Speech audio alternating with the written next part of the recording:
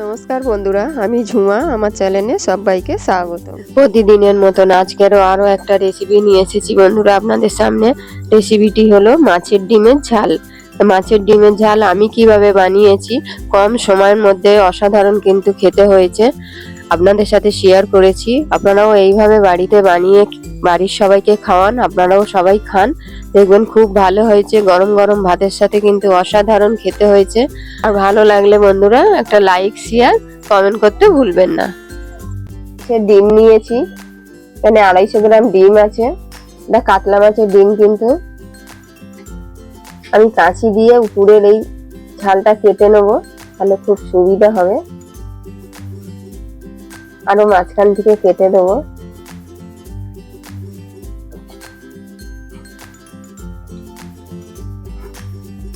ডিমটার মধ্যে আমি একটা ছোট পেঁয়াজ কুচি করে নিয়েছি। লঙ্কাটা আপনারা স্বাদ অনুযায়ী দেবেন। আমি 3টে লঙ্কা দিয়েছি। অল্প ধনে পাতা আমি কুচিয়ে দেব। পরিমাণ মতন হলুদ দেব, পরিমাণ মতন নুন দেব, আমি বেসন দেব। আমি 2 চামচ দিয়ে আগে দেখে নেব, যদি লাগে আবার পরে দেবো। চামচের আগায় করে 1 চিমটি আমি খাবার সোডা দেবো। নিয়ে আমি ভালো করে মেখে নেব। সবকিছু খুব ভালো করে মেখে নেব।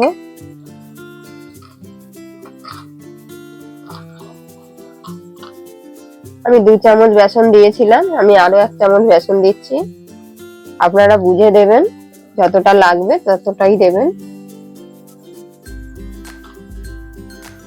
খুব ভালো করে আমি মেখে নিয়েছি। এইভাবে একটু ভালো করে ডিমটাকে ঠকিয়ে নেবেন, তাহলে ডিমের ভেতরটা সুন্দর হবে।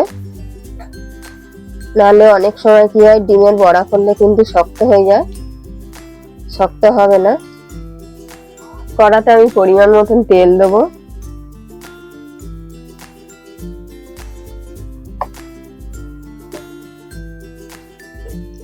ডিমগুলো আমি এবার ছোট ছোট করে বড়া তৈরি করে নেব।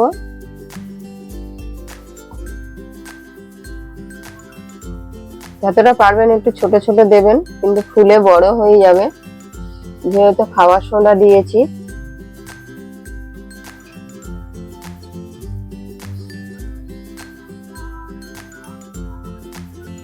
যতটা তেল দিয়েছি আমি, তেলের মধ্যে যতটা ধরবে আমি দেব। গ্যাসটা আমি এখন একদম কমিয়ে দিয়েছি। বড়াগুলো এক এক করে উল্টে দেবো। বড়াগুলো কিন্তু অল্প অল্প দিয়েছি, খুব বড় বড় হয়ে গেছে।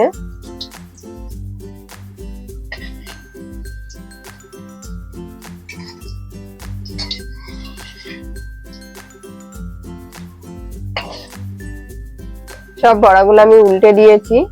এক পিঠ কিন্তু লাল হয়ে গেছে বন্ধুরা, আর এক পিঠ ভালো করে লাল করে ভেজে নেব।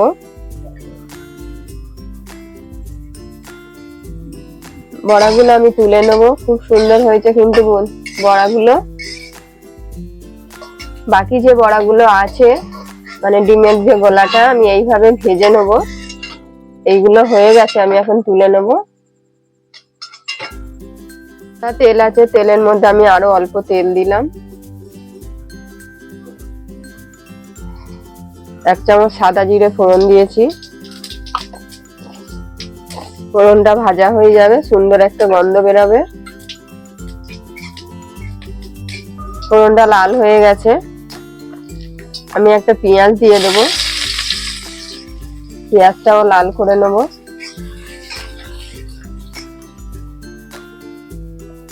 পেঁয়াজের সাথে আমি একটা টমেটো দিয়ে দেবো। 3টে কাঁচা লঙ্কা কুচি দিয়ে একসাথে ভালো করে আমি ভেজে নেব। পেঁয়াজটা আমি লাল করে নিয়েছি। 1 চামচ আমি আদা রসুন বাটা দিয়েছি, দিয়ে ভালো করে কষিয়ে নেব। পরিমাণ মতন আমি হলুদ দেবো, নুনটাও পরিমাণ মতন দেবো। 1/2 চামচ আমি জিরের গুঁড়ো দেবো।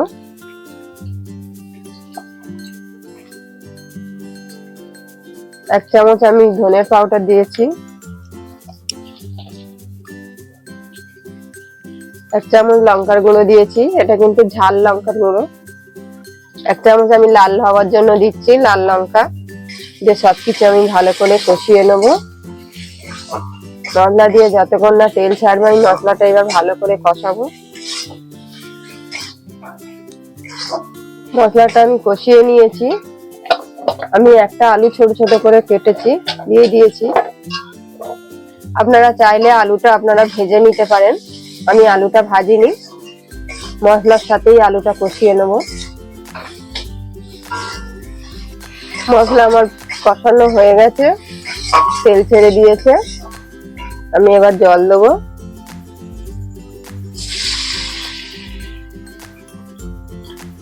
গ্যাসটা আমি বাড়িয়ে দেবো, এতক্ষণ গ্যাস কমানো ছিল।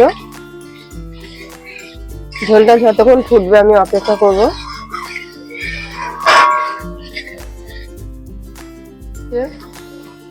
আলুটা দেখে নেবো সেদ্ধ হয়েছে কিনা। আলু আর অল্প একটু বাকি আছে। যখন আলুটা সেদ্ধ হয়ে যাবে তখন 2-3টে আলু এইভাবে ঘেঁটে দেবেন। কিছু আলু সেদ্ধ হয়েছে, কিছু আলু সেদ্ধ হয়নি। আমি এবার বড়াগুলো দিয়ে দেবো। একটু ঝোল থাকতে থাকতে দেবো, কেন বড়াগুলো টেনে নেবে ঝোলটা। বড়াগুলো দেওয়ার পরে আমি কিছুক্ষণ ঢেকে দেবো। আমি সবশেষে ধনেপাতা দিয়ে দেবো, দিয়ে নাড়িয়ে দেবো। আমার এই মাছের ডিমের রেসিপিটি কেমন হয়েছে অবশ্যই বন্ধুরা কমেন্টে জানাবেন। আর আপনারাও এইভাবে বাড়িতে বানিয়ে খেয়ে দেখুন, আশা করি আপনাদেরও ভালো লাগবে। আর ভালো লাগলে বন্ধুরা একটা লাইক, শেয়ার, কমেন্ট করতে ভুলবেন না।